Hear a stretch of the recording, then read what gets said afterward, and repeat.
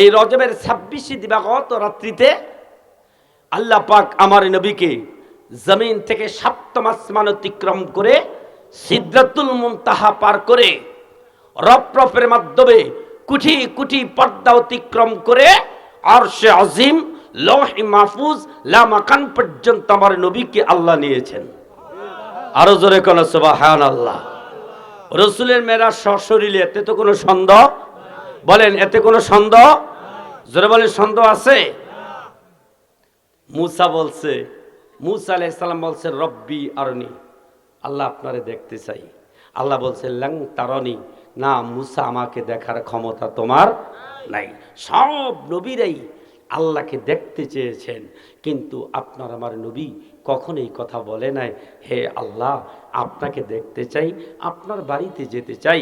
কিন্তু আমার নবীর মেরাজটা নবীর সিদ্ধান্ত নয়, নবীর মেরাজটা হয়েছে আমার আল্লাহর সিদ্ধান্তে। আরো জোরে কোন সুবহানাল্লাহ। মুসা নবী যখন বললেন রব্বি আরনি, ও আল্লাহ আপনাকে দেখতে চাই, আল্লাহ বলেছিলেন লাং তারনি, না মুসা আমাকে দেখার ক্ষমতা তোমার। মুসা নবী কয়েন আল্লাহ আমি দেখবই। দেখবা? কাহা আয়ো, আল্লাহ হুকুম করছেন আসো পাহাড়ে আসো। আল্লাহ যখন বললেন মুসা রে যদি দেখতে চাও, বারবার নিষেধ করলাম, তারপরও দেখার এত আকাঙ্ক্ষা, তাইলে তুমি পাহাড়ে আসো, তোর পাহাড়ে আসো। আল্লাহর হুকুম পেয়ে আল্লাহর নবী মুসা তিনি পাগল হয়ে গেলেন, আমার আল্লাহরে কখন দেখবেন। তোর পাহাড়ে উঠতে শুরু করলেন, এক সিঁড়ি, দুই সিঁড়ি, তিন সিঁড়ি। যখন তিনি উঠলেন, আল্লাহ সাথে সাথে ডাক দিয়ে বললেন, ওরে পয়গম্বর মুসা, আমি আল্লাহকে দেখার জন্য পাগল হয়ে গেলাম। তোমার পায়ের দিকে তাকাও, পায়ের মধ্যে জুতা, এই জুতা নিয়ে তুমি পাহাড়ে উঠতেছো। যদি দেখতে হয় বা কথা বলতে হয়, তোমার পায়ের জুতাগুলি খুইলা পাহাড়ে ওঠো। জমিনের উপর একটি পাহাড়, তুর পাহাড়, সেই পাহাড়ে মুসা আলাইহিস সালাম জুতা নিয়ে উঠলেন। মাত্র 3-4 সিঁড়ি উঠলেন, নিষেধ করে দিছেন কে? জুতা খুলতে নিষেধ করছেন কে? আল্লাহ। গভীর খেয়াল, মেরাজের আলোচনা ঘন্টার উপর ঘন্টা, রাতের উপরে রাত, দিনের পরে দিন যদি করা হয়, তার উপর মেরাজের আলোচনা করে শেষ করা। সংকে বলে যাচ্ছি বন্ধু, আল্লাহ ডাক দিয়ে বলে জিবরাইল আমার বন্ধুর কাছে যাও, আমার বন্ধুর কাছে মেরাজের দাওয়াত নিয়ে যাও। আমি আল্লাহর সিদ্ধান্ত, আজ রাত্রে আমার বন্ধুর মেরাজ হবে। আল্লাহ ডাক দাও কয়ে জিবরাইল আমার বন্ধুর কাছে মেরাজের দাওয়াত নিয়ে যাইবা। তবে বন্ধুর কাছে যাওয়ার আগে ওই জান্নাতের ভিতরে আমি আল্লাহ আজ থেকে 40,000 বছর আগে আমার বন্ধুর মেরাজের পোশাক বানাইয়া জান্নাতে সাজাইয়া রাখছি। আমি ঢাকা থেকে আপনাদের এই মধ্য কালীপুর এই মাহফিলে আসবো, কোন টুপি মাথায় দিয়া, কোন চাদরটা গাও দিয়া, কোন পাঞ্জাবিটা গাও দিয়ে আসবো, এইটা কমিটির সিদ্ধান্ত না, আমার সিদ্ধান্ত। কার কার কার? জোরে বলেন কার? এটা আমার সিদ্ধান্ত। আজকে প্রধান অতিথি তিনি কোন পোশাকটা পরে আজকে স্টেজের মধ্যে আসবে, এইটা কমিটির সিদ্ধান্ত না, এটা ওনার নিজের সিদ্ধান্ত। কথা বলেন ঠিক কিনা? দিনের নবী রাহমাতুল লিল আলামিন আল্লাহর বাড়িতে পৃথিবীর শ্রেষ্ঠ মেহমান হয়ে যাবেন। কোন পোশাক পইরা নবী মেরাজে যাবেন, এইটা আমার নবীর সিদ্ধান্ত না, এই সিদ্ধান্ত 40,000 বছর আগে আমার আল্লাহর সিদ্ধান্ত। যারে জিবরাইল জান্নাত থেকে আমার বন্ধুর মেরাজের পোশাক নিয়ে যাও। জিবরাইল বলে আমি যখন জান্নাতের গেটের মধ্যে গেলাম, গিয়ে দেখতেছি জান্নাতের গেটের মধ্যে রেদওয়ান ফেরেশতা দাঁড়িয়ে আছে। জান্নাতের গেট দারোয়ান ফেরেশতার নাম কি? রেদওয়ান। কি নাম? কি নাম? রেদওয়ান। রেদওয়ান ফেরেশতা ডাক ভাই জিবরাইল, হঠাৎ করে জান্নাতের গেটে তোমার আগমন কেন? জিবরাইল কয় রেদওয়ান, সুসংবাদ, এই জান্নাতের ভিতরে আমার আল্লাহ নাকি 40,000 বছর আগে আমার নবীজির মেরাজের পোশাক সাজাইয়া রাখছে। আজ রাত্রে নবীজির মেরাজ হবে। আল্লাহ বলেছেন জান্নাত থেকে নবীজির মেরাজের পোশাক নেওয়ার জন্য। রেদওয়ান কয় জিবরাইল, ভালো কথা, জান্নাতে ঢুকবা, অনুমতি আনছুনি? কার?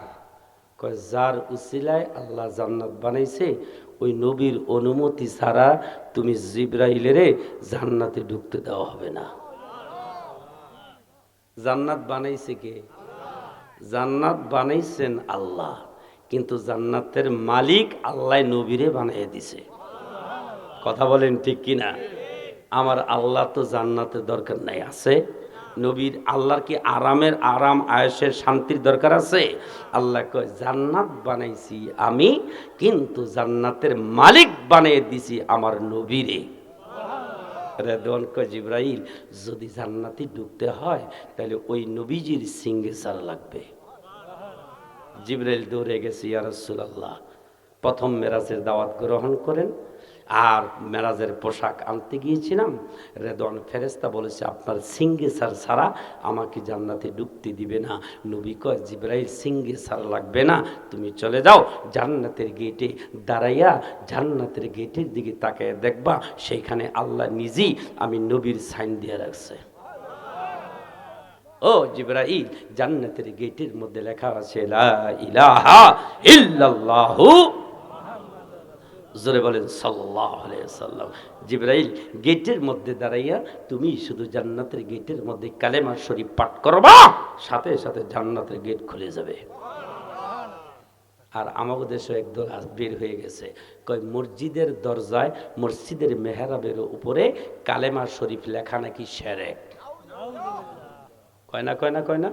এই যে অনেক ওলামায়ে কেরাম আছে, একদল ফতুয়া দিচ্ছে, লা ইলাহা ইল্লাল্লাহু মুহাম্মাদুর রাসূলুল্লাহ, এই কালেমা কোথাও একসাথে লেখা নাকি শিরক। জোরে বলে নাউজুবিল্লাহ। তারা চায় যে কালেমা শরীফ থেকেও আমার নবীজির নাম মোবারক বাদ দিতে চায়। কিয়ামত পর্যন্ত চেষ্টা করলো আমার আল্লাহর নামের সাথে আমার নবীজির নাম বাদ দেওয়ার ক্ষমতা পৃথিবীর কারো। যদি কালেমা থেকে যদি নবীজির নাম মোবারক বাদ দিতে হয়, তাহলে আজান থেকে আমার নবীজির নাম বাদ দিতে হবে। এই কথা বলেন ঠিক কিনা?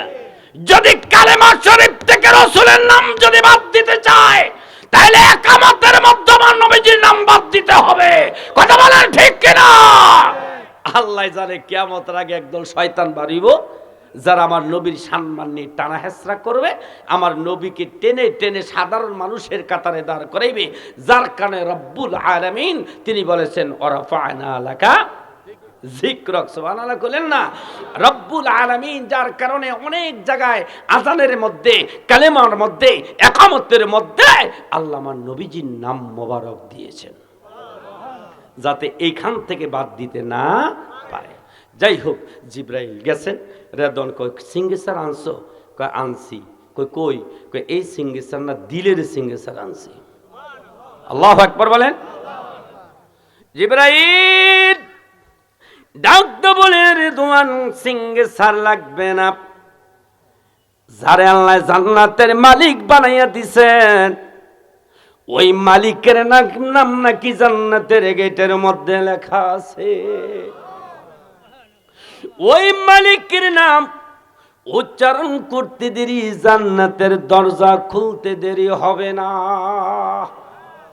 জিবরাইল কয় আমি জান্নাতের গেট দিয়ে ঢুকলাম, যাইতে যাইতে জান্নাতের পোশাক কোন জায়গায়, মেরাজের পোশাক আল্লাহ কোন জান্নাতের মধ্যে রাখছে, আমি জিজ্ঞেস করতে করতে একটা গেট না দুইটা গেট না, জান্নাতের প্রথম গেট থেকে আমি 32টা গেট যখন পার হইলাম, জিবরাইল কয় জান্নাতের প্রথম গেট থেকে আমি 32টা গেট পার হয়েছি, প্রত্যেকটা গেটের মধ্যে আমার নবীজির নাম মোবারক আমি দেখেছি।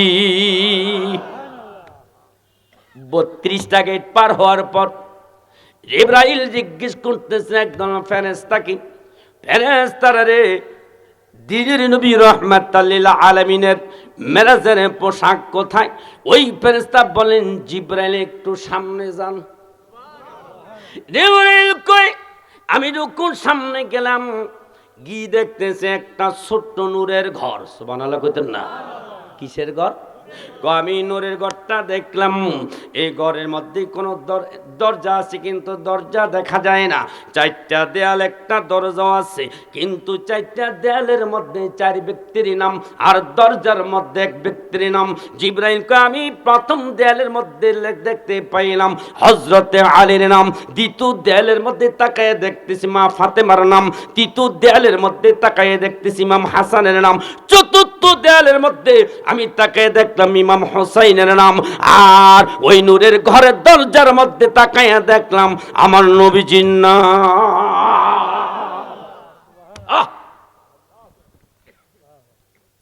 জিবরাইল ডাক কই আমি যখন ওই নূরের ঘরের দরজার সামনে দাঁড়াইলাম, কেমনে দরজা খুলমু, তালা চাবি নাই, কিন্তু নূরের ঘরের ভিতর থেকে একটা শব্দ শুনতে